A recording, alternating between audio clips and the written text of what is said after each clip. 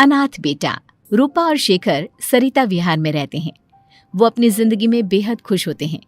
दोनों का शौर्य नाम का एक बेटा भी होता है, जिस पर दोनों ही अपनी जान छिड़कते हैं।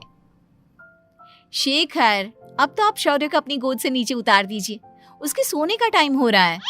नहीं रूपा, इसे मेरे पास ही रहने दो प्लीज। मैं थोड़ी देर में इसे बिस्तर में सुला दूंगा। लेकिन कल सुबह आपकी ऑफिस में मीटिंग भी तो है ना, और इसके लिए आपको कल जल्दी भी तो निकलना होगा। जाइए, आप भी जाकर सो जाइए। क्या यार, अभी तो मेरी गोद में आया था मेरा बेटा और तुम उसे लेकर जा रही हो। बाद में कर लेना अपने बेटे से प्यार, अभी जाकर सो जाइए। रूपा शेखर से शौर्य को ले रही होती है कि तभी शौर्य रोने लगता है। शौर्य को रोता देखकर रूपा उसे फिर से शेखर को थमा देती है। आपका बेटा ना एक नंबर का नौटंकी है, बिल्कुल आप पर गया है वो। साफ बोलो ना, तुम्हें जलन होती है हम दोनों बाप बेटे का प्यार देखकर। पहले बड़ा तो होने दो तुम शौर्य को, फिर देखना वो सबसे ज्यादा मुझे ही प्यार करेगा। देखते हैं। ऐसे ही दिन बीतते चले जाते हैं और एक दिन कैंसर की बीमारी के चलते रूपा की मौत हो जाती है। अब शौर्य 3 साल का हो चुका होता है, जिसके कारण उसकी दादी शेखर पर दूसरी शादी का दबाव बनाने लगती है। शेखर, शौर्य अभी बहुत छोटा है और उसे इस समय एक माँ के प्यार की बहुत जरूरत है। माँ, मुझे दूसरी शादी नहीं करनी। क्या पता जो दूसरी औरत आएगी वो मेरे बेटे को एक माँ का प्यार दे या ना दे। तो रूपा की छोटी बहन वैशाली से ही शादी क्यों नहीं कर लेता? वो तो शौर्य को एक माँ का प्यार पूरा दे सकती है ना। मैंने कहा ना माँ, मुझे दूसरी शादी नहीं करनी, और अपनी ही पत्नी के बहन से तो हरगिज नहीं। ऊपर से अगर रूपा देख रही होगी तो वो क्या सोचेगी? अपने लिए ना सही, लेकिन तुझे शौर्य के लिए तो शादी करनी ही पड़ेगी ना बेटा। शेखर कुछ कहता उससे पहले ही अंजुमन उसे रूपा की कसम दे देती है, जिसके आगे मजबूर होकर शेखर शादी के लिए हामी भर देता है। देखो वैशाली, मैंने तुमसे शादी सिर्फ अपने बच्चे के लिए की है। मैं चाहता हूं कि तुम उसे एक माँ का भरपूर प्यार दो। शौर्य, आपके साथ साथ मेरा भी कुछ लगता है। अगर आप मुझसे शादी नहीं भी करते तब भी मेरा प्यार शौर्य के लिए कभी कम या ज्यादा नहीं होता। शादी के कुछ दिनों बाद ही शेखर की माँ की भी मौत हो जाती है। वैशाली शौर्य को एक माँ से भी बढ़कर प्यार देती है। शौर्य को लेकर वैशाली का यूं निस्वार्थ प्यार देखकर शेखर को भी उससे प्यार हो जाता है और कुछ सालों बाद शेखर और वैशाली का भी लड़का हो जाता है। लेकिन इसके बाद वैशाली का शौर्य को लेकर बर्ताव बदलने लगता है। वैशाली, मैं देख रहा हूं तुम आजकल शौर्य का जरा भी ध्यान नहीं रख रही हो। मुझे पता नहीं था कि आदित्य के होने के बाद तुम इतना बदल जाओगी। आदित्य मेरा अपना सगा खून है और शौर्य दीदी का, फिर मैं दोनों में अंतर कैसे नहीं करूं? माँ भले ही दोनों के अलग अलग है, लेकिन पिता तो एक है ना। अगर मुझे पहले पता होता कि तुम इतनी जल्दी बदल जाओगी तो मैं कभी तुमसे शादी ही नहीं करता। हाँ, तो किसने कहा था आपसे मुझसे शादी करने के लिए? मैं थोड़ी ना आई थी आपके पास, आपकी माँ ही आई थी मेरे घर आपका रिश्ता लेकर। वैशाली, मुझे तुमसे ऐसी उम्मीद नहीं थी। गुस्से में शेखर अपना पैर पटकता हुआ शौर्य को वहां से लेकर चला जाता है।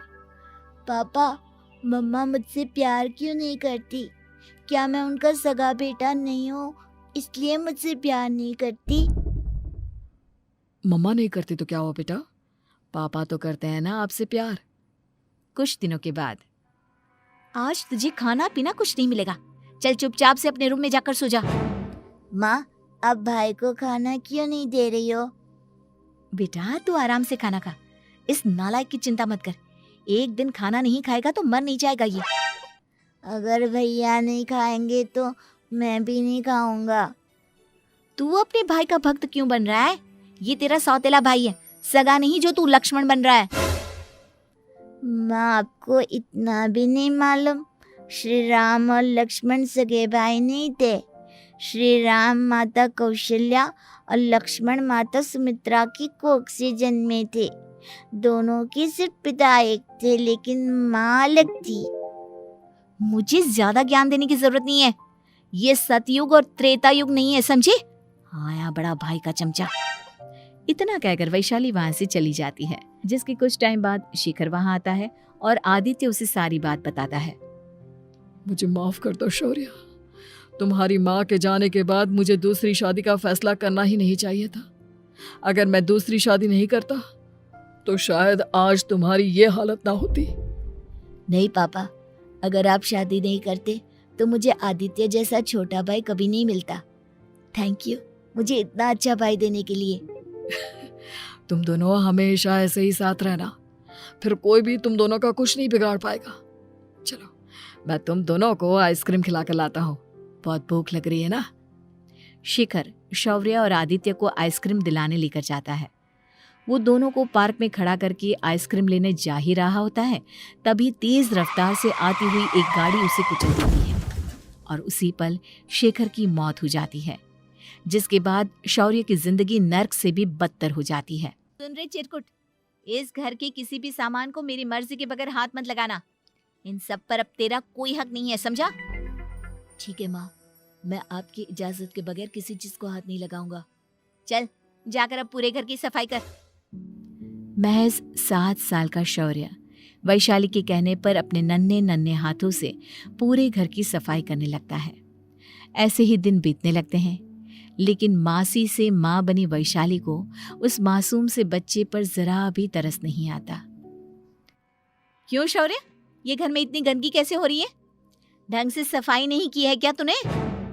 माँ मैंने तो अच्छे से सफाई की थी, लेकिन आदित्य बार बार इधर उधर चलकर गंदा कर देता है। अच्छा, खुद से एक काम ढंग से नहीं होता और अपनी गलतियों का जिम्मेदार मेरे बेटे को ठहराता है। इतना कहकर वैशाली बांस का डंडा उठाकर शौर्य को जोर जोर से मारने लगती है। तभी वहां वैशाली के मायके वाले भी आ जाते हैं और उसकी सारी करतूतें देख लेते हैं। माँ मैं ऐसा क्या करूं जिससे आप मुझे भी आदित्य के जितना प्यार करोगी? बोलिए ना माँ, मेरे क्या करने से आपके अंदर मेरे लिए ममता जागेगी? वैशाली शौर्य की एक नहीं सुनती, उसके ऊपर डंडे बरसाती जाती है।